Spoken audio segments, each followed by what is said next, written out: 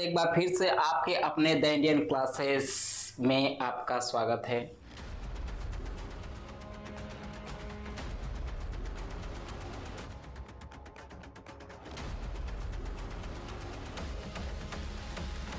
चलिए आज का हम जो टॉपिक रखेंगे या तो जो सिलेबस पढ़ाएंगे, लेकिन हम देखिएगा एग्जाम के दृष्टि से जितने भी इम्पोर्टेंट क्वेश्चन होंगे 1 से लेकर चैप्टर 1 2 जितना पॉसिबल है इस वीडियो में हो सकता है हम लोग पूरे इम्पोर्टेंट क्वेश्चन पढ़ेंगे। 1 लेसन 2 लेसन 3 लेसन के जितने भी टाइप के इम्पोर्टेंट क्वेश्चन होंगे उनको आज यहाँ पर हम लोग अच्छे से सॉल्व करना सीखेंगे। तो चलिए हम लोग लेसन 1 से ही स्टार्टिंग करते हैं। तो चलिए देखिएगा कुछ लेसन 1 में कुछ जो इम्पोर्टेंट टॉपिक क्वेश्चन होते हैं वह कुछ इस प्रकार हैं। जैसे कि आपको जो आपका सिलेबस है या तो जो आपका एक्सरसाइज है, जो भी एनसीईआरटी सिलेबस है, उसमें अगर हम मैथ की बुक की बात करें तो उसमें पहला लेसन है संख्या पद्धति। तो संख्या पद्धति में आप देखिएगा किस तरह का क्वेश्चन जो कि इम्पोर्टेंट टॉपिक होते हैं वो हम बताने जा रहे हैं यहाँ पे। जैसे आपको क्वेश्चन में आपको एचसीएफ एलसीएम पूछता है, जैसे कि 2 नंबर में 1 नंबर में करके आपको लेसन 1 की बात करते हैं, केवल संख्या पद्धति की संख्या पद्धति की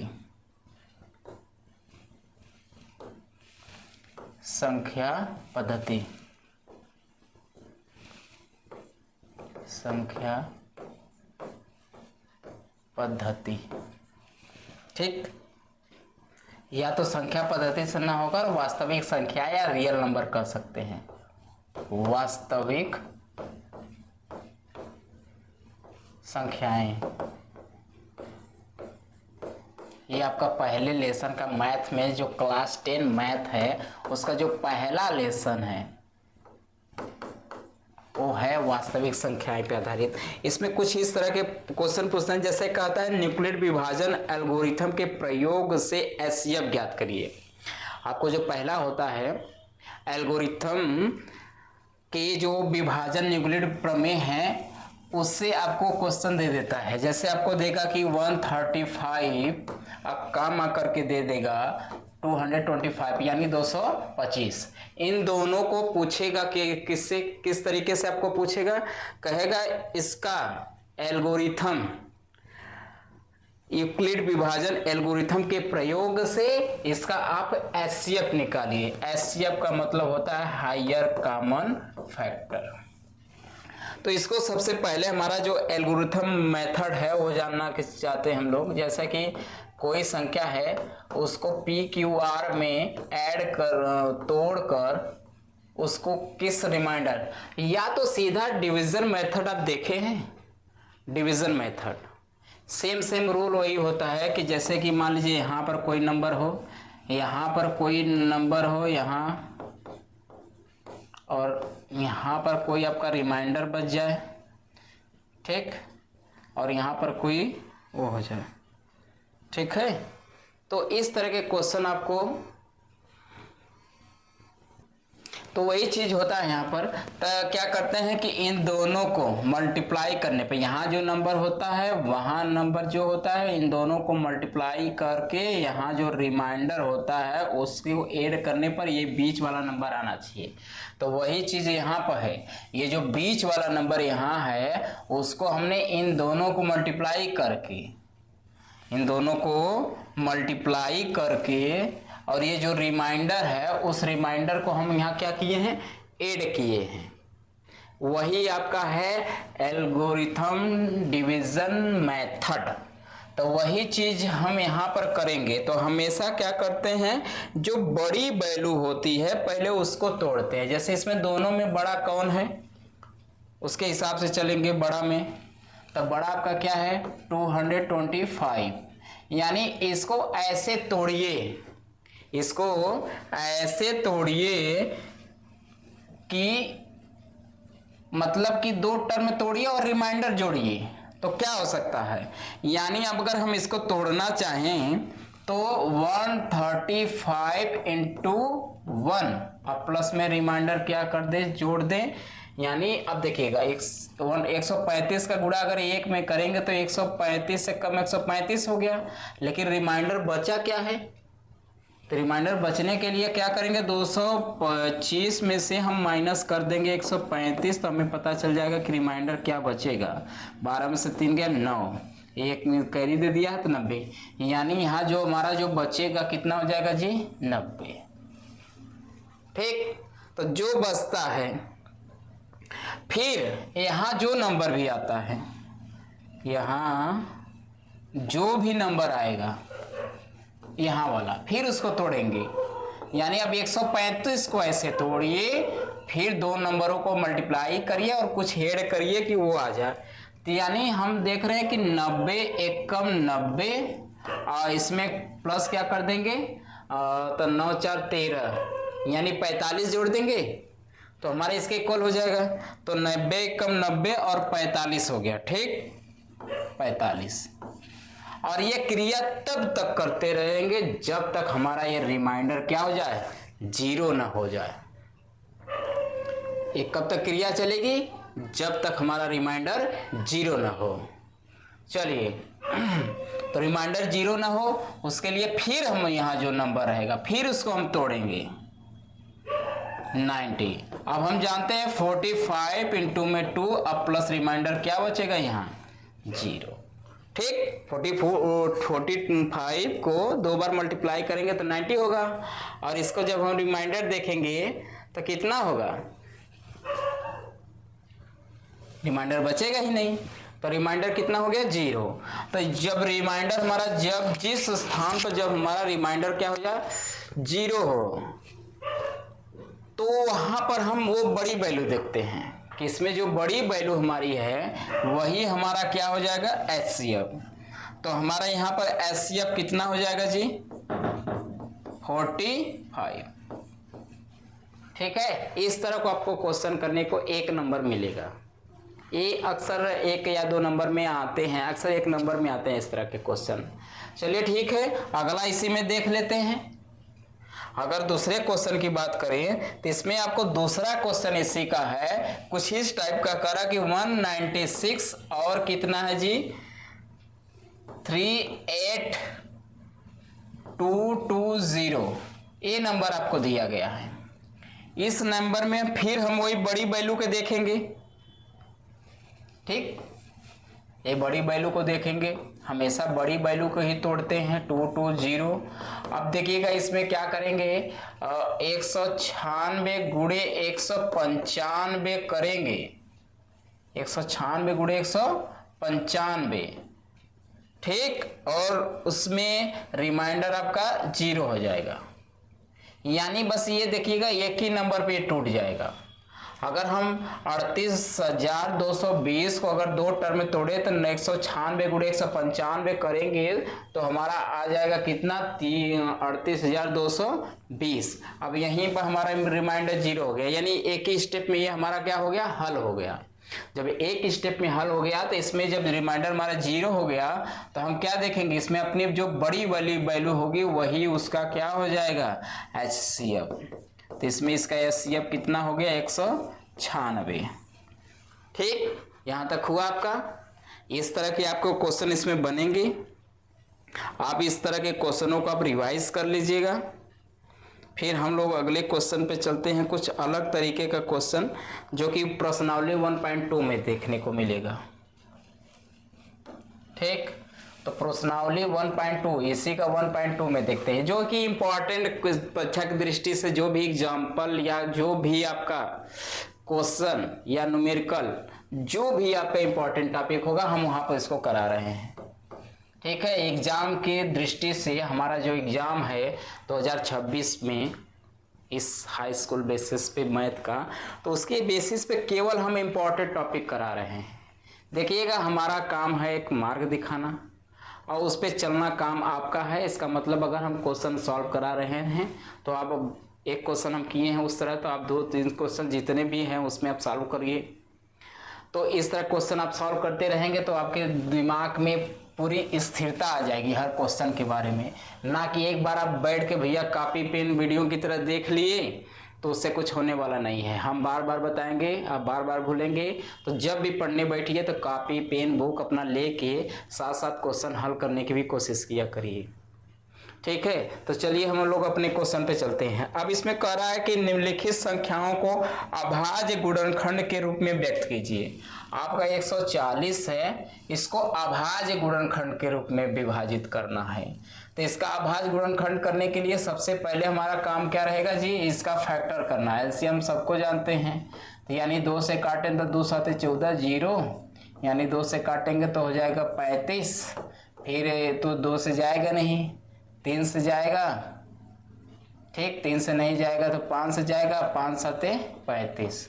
फिर 7 से जाएगा, 7 एकम 7। इसका मतलब ये जो हम 140 को जब हम तोड़ेंगे तो इसको लिख सकते हैं 2 गुणे 2 गुणे 5 गुणे 7। अभाज्य गुणनखंड के तोड़ना है तो जो रिपीटेड नंबर है उसको हम, जैसे 2 बार है तो इसको स्क्वायर कर लेंगे, इंटू 5 इंटू में 7। यही आपका क्या हो जाएगा जी, अभाज्य गुणनखंड। ठीक, इस तरह आपको कोई भी संख्या देगा तो आप कर सकते हैं ना। चलिए, जैसे अगला हम इसी में करके दूसरा दिखा सकते हैं। जैसे आपको क्वेश्चन देगा 38 इंटू 25, इसका कर पूछेगा।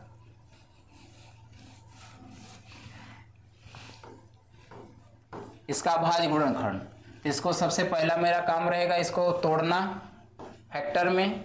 तो इसको तोड़ने के लिए देखिए पीछे 5 है तो 5 से चला ही जाएगा। तोड़ने का तरीका भी होता है, अगर पीछे विषम संख्या है तो हमेशा जब भी लेंगे तो विषम नंबर से लेंगे, अगर सम संख्या है तो सम नंबर से लेके चलेंगे। ठीक है, तो लिखिए चलिए, तो 5 7 35, 5 7 35, 3 बचा 32 हो गया, 5 6 30, 2 बचा, 5 5 25। फिर 5 से काटिए, 5 एकम 5 2 26 हो जाएगा, तो 5 5 25। ठीक, नहीं 5 एकम 5 2 बचा, तो 5 5 25। ठीक, तो फिर कितना बचा, 5 3 15। फिर किससे कटेगा, 3 से, 3 5 15, और फिर 3 एकम 3। ठीक, फिर 3 से काटिए, 3 एकम 3, और 2 बचा 21 हो जाएगा, और 3 7 21। फिर किससे कटेगा, 17 से, क्योंकि और किसी नंबर से तो कटेगा नहीं। तो 17 से हम काट देंगे कितनी बार में, एक बार में, 17 एकम 17। यानी इसका हम फैक्टर जो लिखना है वो फैक्टर क्या लिख सकते हैं, ये फैक्टर लिख सकते हैं 5 गुणे 5 गुणे 3 गुणे 3 गुणे 17। यानी पहले छोटा नंबर लिखिए तो 3 के पावर 2 गुणे में 5 के पावर 2 इंटू में 17। यही हमारा क्या है, अभाज्य गुणनखंड है। इस तरह आपको क्वेश्चन करने को देगा अभाज्य गुणनखंड के रूप में। चलिए नोट करिए, आगे बढ़ते रहिए। फिर अगला क्वेश्चन में कहेगा कुछ ना इस तरह का टॉपिक देता रहेगा। ठीक, चलिए आगे चलते हैं। हम आगे कुछ इस तरह के टॉपिक देंगे, जैसे कि आपको कह रहा है कि एलसीएम और HCF, ये 2 नंबर आपको पता ही होगा, पहले से ही हल करते जा रहे हैं इस तरह के क्वेश्चन को। तो कह रहा कि पूर्णांकों को निम्नलिखित युग्मों के एलसीएम और एचसीएफ ज्ञात कीजिए तथा इनकी जांच कीजिए कि 2 संख्याओं का गुणनफल एलसीएम तथा एचसीएफ के गुणनफल के क्या बराबर होता है। ठीक है, तो हमारे पास तो पहले ही से फार्मूला हमको तो पता ही है कि जानते हैं, ये फार्मूला हमारा बहुत पहले से चला रहा है।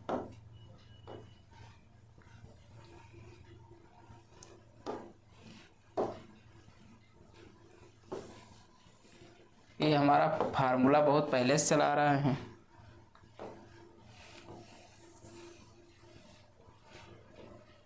ठीक, तो इसमें करना क्या है, हमें इसमें कह रहा है हमारे पास एक फार्मूला है कि 2 संख्याओं का गुणनफल, 2 संख्याओं का गुणनफल दो संख्याओं का गुणनफल, दो संख्याओं का गुणनफल किसके बराबर होता है जी? LCM गुणे HCF के। ये तो पहले से फार्मूला ही हमारे पास है, लेकिन हमको बस यही प्रूव करना है कि क्या ये कथन सत्य है इसका कि दो संख्याओं का जो गुणनफल है उनके HCF और LCM के क्या है? बराबर है। चलिए देखते हैं क्या बात है, सही बात है कि नहीं है। तो इस तरह के जब सवाल होंगे तो पहले हमारे पास दो संख्या देगा और उन दोनों संख्याओं से हमको क्या करना होगा? इसके संबंधों की सत्यता की जांच करना होगा। तो इसमें दो है, एक 26 और एक 51 है। दो संख्या दे दिया है, एक 26 है और एक 51 है। एक 26 है, दूसरा 91 है। इन दोनों संख्याओं की मदद से हमें इसके सत्यता की क्या करनी है? जांच करनी है। तो पहले इनका LCM HCF निकाल लें। ठीक, पहले 26 बराबर इसका तोड़ेंगे तो 2 गुणे 13 में तोड़ सकते हैं, 13 दूना 26, कोई और फैक्टर नहीं हो सकता है। और 91 को लिख सकते हैं 7 गुणे 13, 13 सते 91। तो हम जानते हैं कि हमारा जो LCM होता है, LCM होता है जिसका पेयर बनता है उसको तो लिखते ही हैं, और जिसका पेयर नहीं बनता है उसको भी लेकर आपस में मल्टीप्लाई कर लेते हैं, वही हमारा क्या बन जाता है? LCM। और जबकि जो HCF होता है, जो दोनों में कॉमन होता है, जो पार्ट दोनों में मिलता है, वही होता है HCF। तो यहाँ से पहले हमने दोनों का इसका फैक्टर कर लिया है। फैक्टर करने के बाद हम देखेंगे कि पहले LCM ही निकाल ले इसका, LCM। तो जो LCM होगा, देखिए 2 का पेयर नहीं बना ना 7 का पेयर बना, लेकिन 30 का पेयर बना। तो जिसका पेयर बनता है उसको तो लेते हैं, जिसका पेयर नहीं बनता है उसको भी लेते हैं। तो इन दोनों का मल्टीप्लाई करिए, कितना होता है? 7 दूनी 14 और गुणे में 13, 13 चौक का 52 का 2, हंसी लगा 5 और 13 कम 13, 13 5 17। ठीक, ये तो हमारा LCM आ गया। अब यहाँ से हम HCF निकाल लें। तो HCF का जो फंडा है वह ये है कि जो दोनों में पेयर बनता है, जिस दोनों में मिलता हो, वही हमारा क्या होगा? HCF होगा। तो HCF हमारा यहाँ से क्या आ गया? 30 आ गया। तो यहाँ से हम LCM और HCF निकाल लिए। चलिए हम हमारे पास जो यहाँ पर डाटा दिया है उसको हम वेरीफाई कराते हैं। तो दो संख्याओं का गुणनफल का मतलब होता है 26 गुणे में 91, यही दोनों संख्याएं हैं। तो इन दोनों का फिर क्या होगा? LCM HCM कितना है? 172 और गुणे LCM कितना है जी? LCM 172 और HCF कितना आ गया? 13। और दोनों तरफ का अगर मल्टीप्लाई सेम नंबर आता है तो हम कह सकते हैं कि जो हमारा एक कथन दिया गया है कि दो संख्याओं का गुणनफल बराबर होता है उनके HCF और LCM के गुणनफल के बराबर। चलिए, तो इधर भी देखिएगा मल्टीप्लाई करेंगे 23 66 आएगा। 1 मिनट, 13 चौक का 52 का 2, 13 कम 13, 13 5 18। ये थोड़ा सा मिस्टेक है, यहाँ पर 18 होगा 58।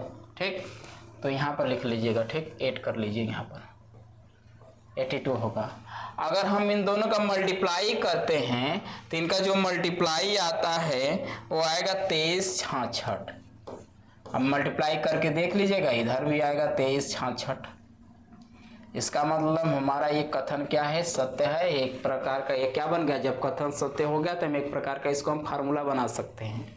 यानी फार्मूला कभी भी अगर मान लीजिए दो संख्या दे दिया तो उनका LCM दे दिया, HCF पूछ दे, या तो HCF देगा LCM पूछेगा, या तो LCM और HCF देगा दोनों संख्याओं का गुणनफल पूछेगा, या तो दोनों संख्याओं का HCF LCM और एक संख्या दे देगा। इस तरह के इसमें 4 ठो बाउंड होंगे, 2 ठो इधर 2 ठो उधर, तो चारों में से कम 3 वैल्यू दिया रहेगा। एक हो किसी न किसी तरीके से आपको एक तरीके से पूछे, तो इस फार्मूले पर भी बना के हम इसको लगा सकते हैं। चलिए आगे इस तरह के क्वेश्चनों को हल करते रहिएगा, फिर इस टाइप के आपको क्वेश्चन बनेंगे, इस टाइप के आपके क्वेश्चन बनेंगे। चलिए कुछ अलग तरह के क्वेश्चन हम करते हैं। ठीक, इस तरह के आपको क्वेश्चन बनेंगे, इस तरह टाइप पे नोट कर लीजिएगा, क्वेश्चन बनेंगे इस तरह के बोर्ड में। अब आगे बनते रहेंगे और आगे आप करते रहिएगा इस तरह के क्वेश्चन के, जो भी एग्जाम में जितने भी प्रकार के हैं क्वेश्चन, आप उन सबको क्वेश्चन को, जितने भी क्वेश्चन होंगे इस टाइप के, सबको सॉल्व करिएगा। चाहे आप एनसीईआरटी ले लीजिए, चाहे कोई भी सब्जेक्ट हो, सभी में से निकाल के कर लीजिएगा, जितना भी होगा सब। चलिए तो आगे बढ़ते हैं अगले तरीके की तरफ से। ठीक, चलिए अब अगला क्वेश्चन कुछ इस टाइप का होगा, जैसे कि अभाज्य गुणनखंड विधि द्वारा पूर्णांकों के एलसीएम और एचसीएफ ज्ञात करिए। ये तो आपको आसान है क्वेश्चन, पहले भी आप लोग कक्षा 6, 7 में 8 में यही पढ़ेंगे एलसीएम एचसीएफ निकालना। जैसे कि 12 का हो गया, 15 का हो गया और कितना दिया है जी, 21 हो गया। हमें इन तीनों संख्याओं का एलसीएम और एचसीएफ प्राप्त करना है। ठीक है, तो पहले इन दोनों को ऐसे कि इक्वल करके लिख लीजिए, इसका भी फैक्टर कर लीजिए, इसका भी फैक्टर कर लीजिए, इसका भी फैक्टर कर लीजिए, और उसके बाद इन दोनों में जिसका कॉमन बनेगा वो तो लिखेंगे ही, और जिसका कॉमन नहीं बनेगा या पेयर नहीं बनेगा उस संख्या को भी लिख के आपस में मल्टीप्लाई करेंगे, तभी हमको मिलेगा एलसीएम। उसके बाद हमको करना है एचसीएफ। तो एलसीएम क्या होगा, इसमें तोड़िए, 2 दूनी 4 तिहाई 12, फिर इसमें 3 पांचे 15, 3 साते 21। ठीक, तो हमारा जो एलसीएम होगा वो कितना आएगा, यानी इस 2 का भी पेयर नहीं बना, इस 2 का भी नहीं पेयर बना, लेकिन 3 का पेयर बना, और 5 का भी पेयर नहीं बना, 7 का भी पेयर नहीं बना। तो एलसीएम के लिए जिसका पेयर बनता है उसको तो एक बार लिखते हैं, जिसका पेयर नहीं बनता है उसको भी उतार के सबको मल्टीप्लाई कर देते हैं, वही हमारा हो जाता है एलसीएम। तो 2 दूना 4 तिहाई 12, पंजे 60, और 60 में गुणा कर दीजिएगा 7 का, 6 सते 42, यानी 420। ओए 420। तो 2 दूनी 4 तिहाई 12, पंजे 60, और 60 गुणे 7, 0, 6 सते 42, यानी 420। ठीक, तो हमारा एलसीएम इसका आ गया कितना, 420। अब हम करते हैं एचसीएफ। तो हमने क्या बोला था एचसीएफ के लिए, हमने ये बोला था कि जिसका पेयर बनेगा वही, जिसमें सब में कॉमन होगा वही हमारा क्या हो जाएगा, एचसीएफ। तो चलिए इस तरह के क्वेश्चनों को आप आसानी से कर लीजिएगा, और ये ज़्यादा मार्क्स के नहीं पूछे जाते हैं, इसलिए हम जल्दी से आगे बढ़ते हैं। जो क्वेश्चन लेंदी पूछेगा, जो भी बड़े पैमाने पर पूछेगा, जो डिफिकल्ट क्वेश्चन होते हैं इस सिलेबस, इस एक्सरसाइज के बेसिस पे। चलिए आगे चलते हैं। आपको कुछ इस टाइप के भी क्वेश्चन दिए रहेंगे, कहेगा कि एचसीएफ आपका दिया है ब्रैकेट में, कह रहा है कि 2 संख्या हैं, कौन कौन, 306 कामा 600 कितना 57, इन दोनों का क्या दिया है, हमें एचसीएफ दिया है, और वो कितना है 9। तो कह रहा है तब इनका हमें क्या बताइए, एलसीएम किसका, इन्हीं दोनों संख्याओं का। इसके पहले हमने एक फार्मूला प्रूव किया था कि हम जानते हैं कि 2 संख्याओं का गुणनफल, यानी 2 संख्याओं का गुणनफल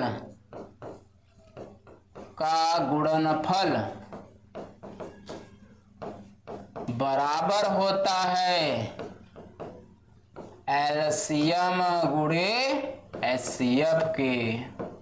यही फार्मूला प्रूव किए थे ना। चलिए, तो 2 संख्या हमारे पास क्या है, इन्हीं दोनों संख्याओं का हमको क्या दिया है, एचसीएफ दिया है, तो हमें इन्हीं दोनों संख्याओं का क्या निकालना है, एलसीएम। तो 2 संख्या हमारे पास कितना है, 306 गुणे 657 बराबर, उसमें से एलसीएम तो दिया ही नहीं है, हमको एलसीएम निकालना है, जबकि एचसीएफ की वैल्यू दिया है कितना, 9। ठीक। अब इसमें 9 का हम मल्टीप्लाई कर लीजिए या तो 9 का डिवाइड कर लीजिए इधर आके, इधर इनटू में हमको एलसीएम चाहिए तो एलसीएम को इधर ही रहने देंगे और इधर ये गुणे में तो इधर आके क्या हो जाएगा, भागे में हो जाएगा। किसके भागे में हो जाएगा, 306 गुणे 657 के भागे में आ जाएगा कितना, 9। अब काट दीजिए, अगर नहीं कटता है तो ऐसे काटिए, 3 तिरिके 9, 3 दहा में 30, 3 दूनी 6 और 3 तिरिके 9। अब बचा कितना, 1 हो जाएगा 12, तो 3 चौके 12, तो 34 गुणे 657 और इसका गुणा करेंगे तो आएगा 22 33 8, यानी 22 33 8। ये आपके लिए HW है, अपना करके देख लीजिएगा घर पे होमवर्क। चलिए इस तरह के क्वेश्चन आपको इस तरह एक्सरसाइज में आपको मिलेंगे, इस टाइप के क्वेश्चन, तो आप इसको करना ना भूलें। बहुत ही आसान है, 2 संख्या दिया रहेगा, हमने पहले ही बताया था कि 2 संख्या भी दिया रहेगा, यानी 3 आइटम हमारे पास है, 2 संख्या इधर है, एलसीएम गुणे एचसीएफ इधर, यानी 2 ठो इधर है 2 ठो इधर, यानी 4 फंक्शन हमारे पास है। 4 में से 3 आपको दिया रहेगा और 1 ठो आपको निकालना होगा। तो देखिए इसमें 3 दिया है ना, 2 संख्या दे दिया और इसका एचसीएफ दिया, तो हमारे पास 2 संख्या रख दिया, एचसीएफ दे दिया, एलसीएम निकाल लिए। तो जो पूछेगा, कभी कभी एलसीएम दे देगा, एचसीएफ पूछेगा, कभी एक संख्या देगा, एलसीएम एचसीएफ दे देगा उनका। तो कोई 3 फंक्शन, चारों फंक्शनों के वैल्यू में से 3 ठो दिया रहेगा। एक आसानी से इस फार्मूले को याद रखिएगा, इसी फार्मूले से हम उसको निकाल सकते हैं, जो भी पूछेगा इससे रिलेटेड। चलिए आगे चलते हैं अपने अगले एक्सरसाइज की तरफ। 1.3 में 1.3 में अब देखते हैं कि इसमें कौन सा जब्बर है, कौन सा इसमें महत्वपूर्ण टॉपिक है जिससे क्वेश्चन बार बार पूछे जाते हैं। इसमें एक बहुत महत्वपूर्ण टॉपिक है जो 2 नंबर में अक्सर पूछे जाते हैं, और वो है एक परिमेय। परिमेय का मतलब सर सिद्ध करना है कि जो √5 है वो परिमेय है कि अपरिमेय है। तो चलिए इसको हम चेक करने के लिए एक विधिवत बताते हैं कहानी, ठीक है, 2 मिनट। तो चलिए अगले क्वेश्चन पर देखते हैं। तो यहाँ पर देखेगा, जैसे आपको पूछेगा कि जैसे पूछ रहा था ना कि √5 एक परिमेय संख्या है, तो हम मान लेते हैं कि पहले माना कि √5 एक परिमेय संख्या है, पहले हमें प्रूव करना कि √5 एक परिमेय संख्या है कि नहीं। तो हम मान के ही चलते हैं कि √1 एक परिमेय संख्या है, मान के चलते हैं। मान लिया कि √1 क्या है, परिमेय संख्या है। तो जब परिमेय संख्या है तो वह p/q रूप में होगा, जहां पर q ≠ 0, जो p q होंगे वह सअभाज्य संख्याएं होंगी। सअभाज्य संख्याओं का मतलब होता है वो या तो 1 से विभाजित हो या तो स्वयं से विभाजित हो, उन संख्याओं को हम परिमेय संख्या कहते हैं, ठीक है, सअभाज्य संख्याएं कहते हैं। अगर सअभाज्य संख्याएं किसी और से कट रही हैं तो हम उनको सअभाज्य संख्याएं नहीं मान सकते हैं। तो हमने तो पहले मान के चला कि p/q है, जहाँ p/q क्या है, q ≠ 0, जो p/q हम जो संख्या ले रहे हैं वो क्या है, सअभाज्य संख्याएं का मतलब वो खुद से ही कटेंगे, किसी और नंबर से नहीं, या तो 1 से कटेंगे या तो खुद नंबर से कटेंगे। किसी और नंबर से कटे तो इसका मतलब वो परिमेय संख्या नहीं होंगे, सअभाज्य संख्या नहीं होगा। अगर सअभाज्य संख्या नहीं है तो ये परिमेय संख्या नहीं होगा। तो हम मान के चलते हैं कि ये परिमेय संख्या है। तो मान लिया कि p/q में है, तो क्या करेंगे, यहाँ से इधर लाएंगे तो इधर बट्टे में तो इधर गुणे में हो जाएगा, तो ये हो जाएगा, ठीक। फिर दोनों पक्षों का वर्ग कर देंगे, दोनों पक्षों को वर्ग ही है, इधर 5 का करेंगे 5 हो जाएगा, q², इधर p², ठीक। अब इधर क्या q² की वैल्यू निकालेंगे तो ये बटा में हो जाएगा p² पार में 5। तो देख पा रहे हैं यहाँ पर कि जो यहाँ 5 जो है p² को विभाजित कर रहा है। अगर ये p² यानी अगर मान लेते हैं अगर ये 5 25 को काट रहा है, ठीक, विभाजित कर रहा है वर्गमूल में, तो क्या 5 को विभाजित नहीं करेगा इसके मेन संख्या में। 5 का स्क्वायर 25 है ना, अगर ये 5 उसके स्क्वायर को विभाजित कर रहा है तो उसको भी तो विभाजित करेगा। इसका मतलब अगर ये यहाँ पर हम देख पा रहे हैं कंडीशन में कि यहाँ पर जो p² की वैल्यू है, जो p² की वैल्यू है ये 5 से विभाजित हो रहा है, तो p भी 5 से विभाजित होगा। अब यहाँ पर देखिए विरोधाभास उत्पन्न हो रहा है। हमने जो p माना है सअभाज्य संख्या माना है, या तो ये खुद से कटेगा या 1 से कटेगा, लेकिन यहाँ पर देख पा रहे हैं कि 5 से भी विभाजित हो रहा है, ठीक। फिर आगे उसी में चलते हैं, यहाँ पर हम जो p की वैल्यू हम मानते हैं 5c के लिए रख के चलते हैं। p की वैल्यू क्या मान लेते हैं 5c। तो यहाँ पर जहाँ p है इसी इक्वेशन में p की जगह हम रख दिए 5c। तो यहाँ पर जब 5c का स्क्वायर करेंगे तो इधर देखिएगा 5 की इधर आता है 5 की स्क्वायर है और इधर स्क्वायर करेंगे तो 5 के स्क्वायर 25 हो जाएगा, c का स्क्वायर c। तो यहाँ से c स्क्वायर की वैल्यू निकालेंगे तो 25 इसके बटे चला जाएगा, तो 5 से कम 5, 5 पचे 25 यानी q स्क्वायर बटा में 5 हो गया। अब यहाँ पर देख पा रहे हैं कि q स्क्वायर 5 से विभाजित हो रहा है तो q भी 5 से विभाजित होगा।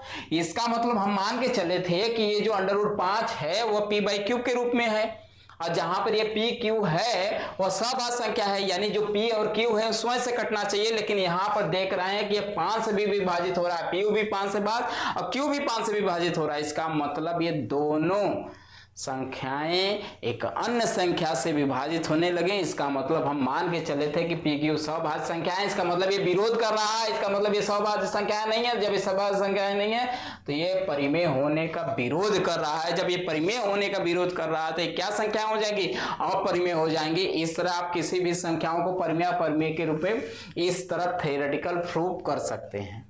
ये इंपॉर्टेंट टॉपिक का क्वेश्चन है, 2 नंबर में अक्सर एग्जाम में पूछे जाते हैं, बार बार पूछे जाते हैं, हर बार पूछे जाते हैं, इसलिए क्वेश्चन को रिवाइज कर लीजिएगा अच्छे से। चलिए अगला नोट करिएगा, इस तरह के क्वेश्चन जितने भी आपको उसमें प्रैक्टिस करने की कोशिश करिएगा अनसॉल्व से, चाहे आपके सिलेबस में जो भी आपके होगा उस तरह से आप इसको तैयार करिएगा। चलिए अगले क्वेश्चन पे चलते हैं, ठीक है। अगले टॉपिक में कुछ इस तरह के क्वेश्चन आपको बनेंगे जो इंपॉर्टेंट टॉपिक होंगे।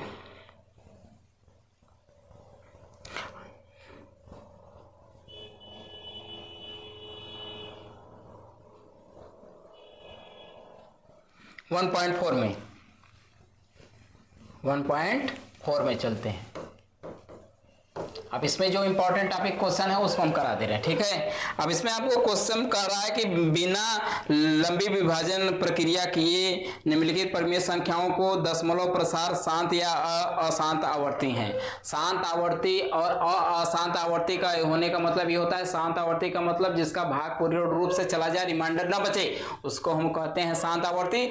अगर ये बार बार डिवीजन मेथड चलता जा रहा है, इसमें कटने की संभावना नहीं है, बार बार रिपीटेड नंबर आ रहा है या तो इसका रिमाइंडर नहीं बच रहा है, तो ऐसे संख्याओं को हम कहते हैं अशांत आवर्ती, ठीक, अशांत आवर्ती, ठीक। तो हमको क्वेश्चन में आपको दे दिया है, बस ये चेक करना है कि ये जो दिया गया है वह दशमलव प्रसार, पहले तो इसको दशमलव में बदलना है और इसका प्रसार देखना है कि शांत है कि अशांत, बिना इसकी प्रक्रिया लंबी किए बिना। तो बिना प्रक्रिया लंबा किए बिना इसको कर रहा है कि 13 बटा में कितना है जी, 31-25 है। तो 31-25 को हम जब 5 देखिएगा सीधा 5 है, तो यानी ये जब इसको फैक्टर करेंगे आप 31-25 का, तो 5 से काटेंगे 5 36, 5 दूना 10, 5 पचे 25, फिर 5 से काटेंगे 5 चक्कम 5, 5 दूनी 10, 5 पचे 25, फिर 5 से काटेंगे 5 दूनी 10 और 5 पचे 25, फिर 5 से काटेंगे 5 बार में, फिर 5 से काटेंगे 1 बार में। इसका मतलब इसको लिख सकते हैं 5 के पावर 5, 1 2 3 4 5, यानी 13 बटा के 5 के पावर 5, ठीक। इसका कहने का मतलब ये है कि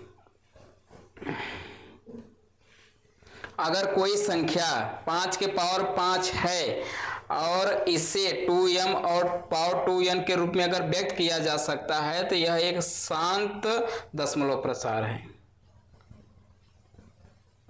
अगर कोई भी संख्या के 2 के पावर m या 5 के पावर m अगर इस तरह की संख्याएं आती हैं, तो यहाँ पर देखिएगा 5 के पावर इसको m मान सकते हैं, तो यानी 5 के पावर या 2 के पावर ऐसी संख्याएं आती हैं नीचे, अगर 2 के पावर समथिंग कुछ भी आ जाए, 5 के पावर कुछ भी आ जाए, तो इस तरह की संख्याओं को हम लोग शांत आवर्ती कहते हैं।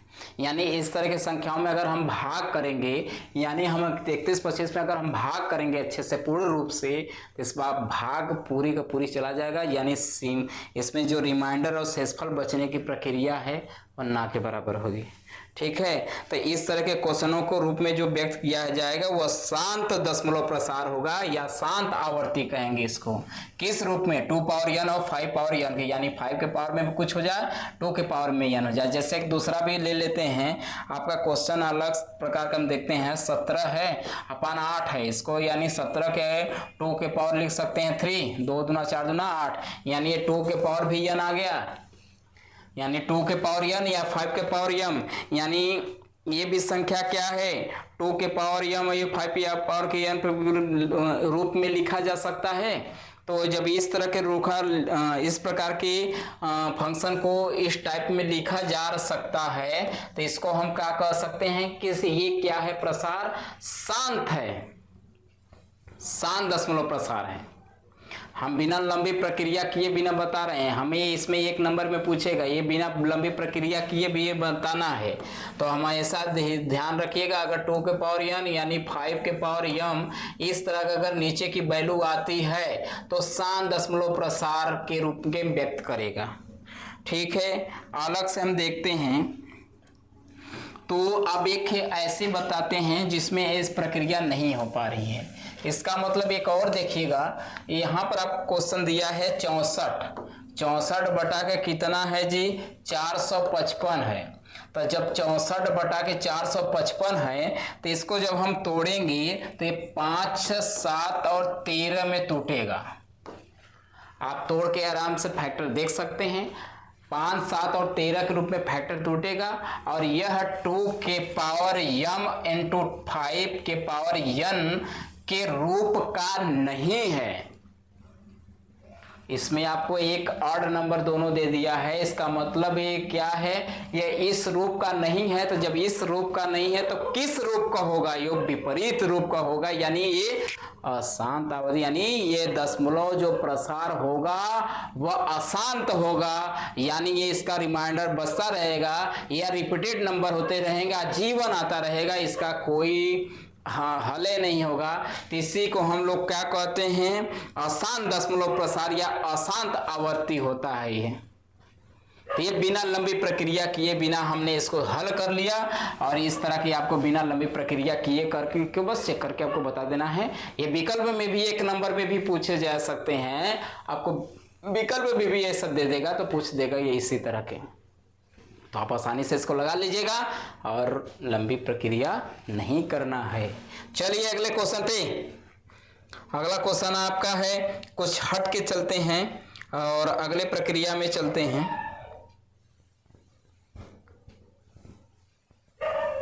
इस टाइप के क्वेश्चन कर लीजिएगा, आपको ज़्यादा डिफिकल्ट नहीं होना चाहिए। तो एक में, ठीक, एक में जितनी भी संभावनाएं होने वाली थी प्रक्रिया में सभी को हमने बता दिया है। अब इसमें आपको क्या करना है कि अच्छे से पूर्ण सिलेबस को पूर्ण रूप से, क्योंकि आजकल के जितने भी पेपर क्वेश्चन बनते हैं वो बिना सोच समझ के बनते हैं। किस टाइप का क्वेश्चन आ जाएगा आपको किसी भी प्रकार का आभास नहीं होगा। आप तो क्वेश्चन ऐसे बनते हैं कि जैसे कि मान लीजिए सिलेबस से कट गया है, सिलेबस आपको कटा मिलेगा, लेकिन उसमें क्वेश्चन में ऐसे जो सिलेबस से कटा हुआ है उसमें का भी क्वेश्चन आ सकता है।